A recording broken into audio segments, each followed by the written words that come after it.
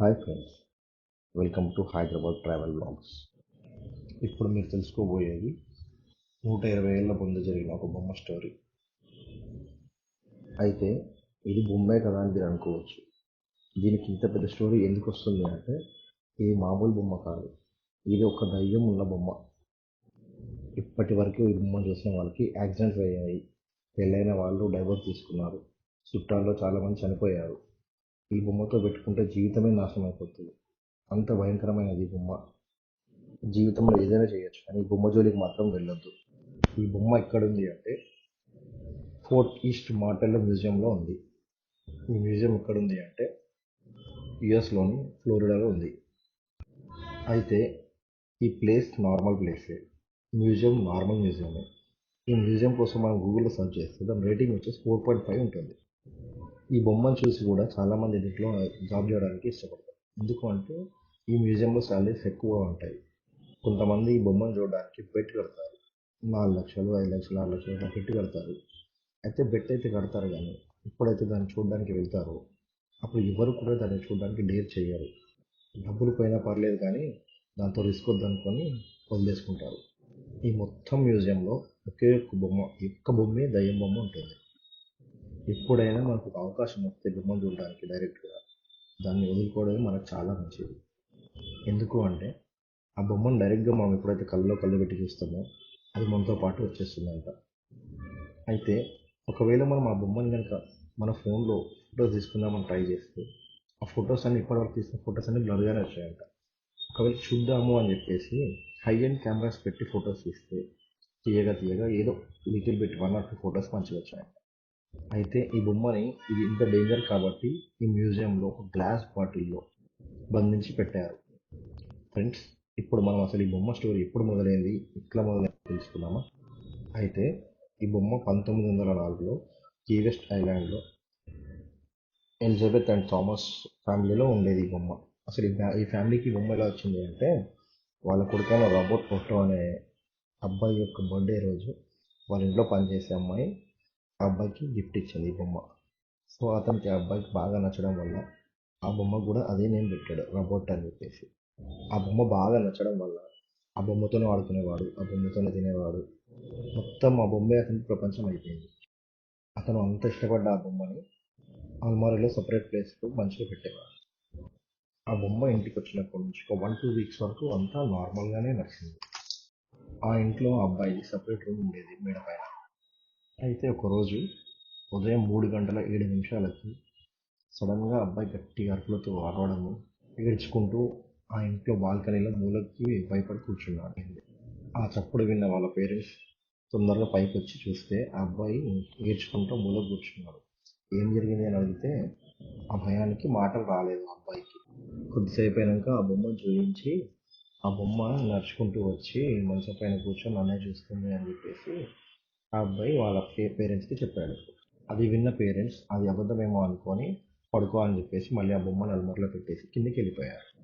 అయితే అప్పటికి ఆ అబ్బాయి చెప్పింది నిజమే అని చెప్పేసి ఆ పేరెంట్స్ నమ్మలేదు. ఆ తర్వాత ఒక నెల వరకు ఎటువంటి పరిణామాలు జరగకపోయేసరికి అంతా నార్మల్గానే ఉంది కదా అని నార్మల్గానే ఉన్నారు.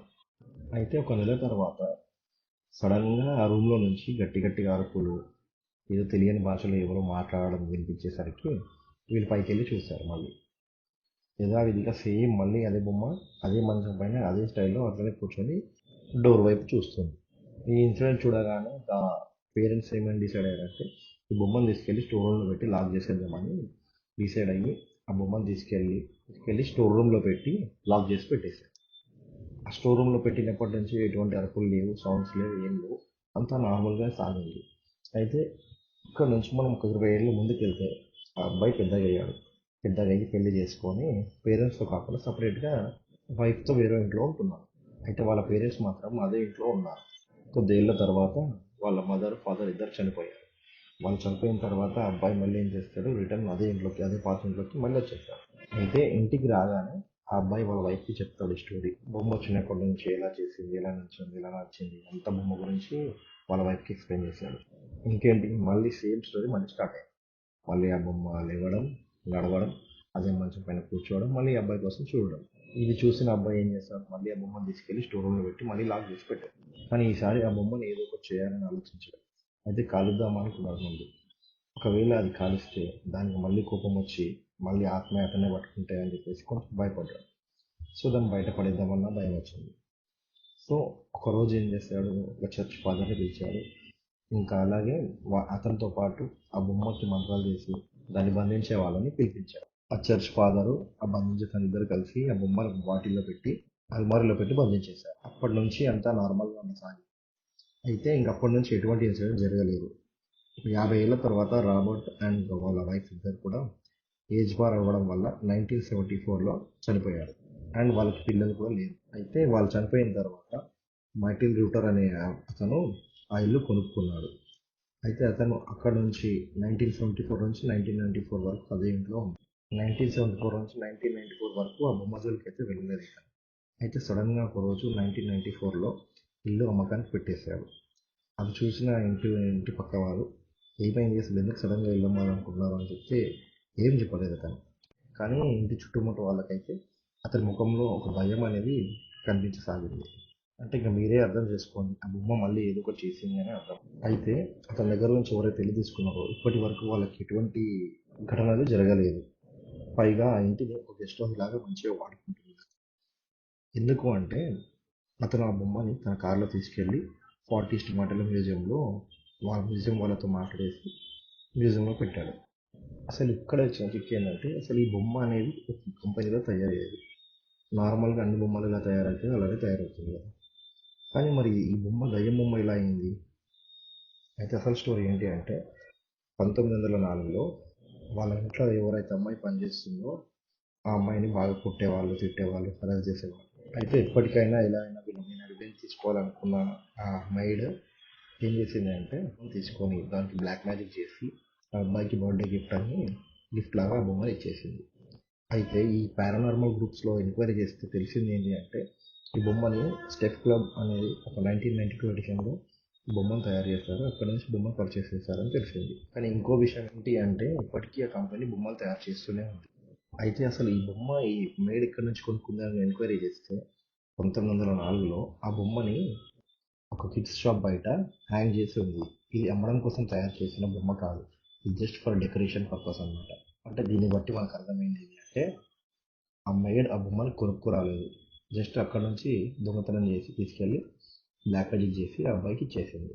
అయితే ఈ పారానార్మల్ ఇన్వెస్టిగేటర్స్ ఉంటారు కదా, వాళ్ళకి తెలియని విషయం ఏంటి అంటే ఇలా బ్లాక్ మ్యాజిక్ చేయడానికి కేవలం బొమ్మలను ఎందుకు వాడతారు అనేది వాళ్ళకు వచ్చిన థాట్. అయితే అప్పుడు కనుక్కోగా తెలిసింది ఏంటి అంటే దయ్యాలు ఎప్పుడైనా కాళ్ళు చేతులు ఉన్న మనిషి ఆకారంలో ఉన్న వస్తువులను మాత్రమే అవి ఇష్టపడతాయి, ఎందుకంటే అవి దాంట్లోనే ఫ్రీగా ఉండగలుగుతాయి. అయితే మొదట్లో ఈ మ్యూజియంలో ఈ స్టాఫ్ ఎవరు కూడా దాన్ని చూడడానికి సాహసం చేసేవాళ్ళు కాదు. ఒకరోజు బొమ్మ పెట్టిన ప్లేస్ నుంచి నవ్వులు అరుపులు వినిపించాయి. అయితే ఎప్పుడైతే ఆ స్టాఫ్ ఆ బొమ్మ గురించి డిస్కస్ చేశారో అప్పుడు దాని ఎక్స్ప్రెషన్స్ మొత్తం చేంజ్ అయిపోయాయి. దాన్ని ఎవరైనా పలకరించి ఎవరైనా జోక్ చేద్దామని చూస్తారు, వాళ్ళకి యాక్సిడెంట్స్ జరిగాయి. అయితే అప్పటి నుంచి ఎవరైనా సడన్గా అన్ఎక్స్పెక్టెడ్గా దాన్ని చూస్తే వాళ్ళు దాన్ని చూసి సారీ రాబర్ట్ అని చెప్పేవాళ్ళు. ఇది ఈ బొమ్మ స్టోరీ. మనం ఇంతసేపు దీన్ని చూసాం కాబట్టి లెట్స్ సే సారీ రాబర్ట్. ఇది ఈ బొమ్మ యొక్క స్టోరీ. ఈ స్టోరీ నచ్చిన వాళ్ళు like, share, subscribe. Please do follow us.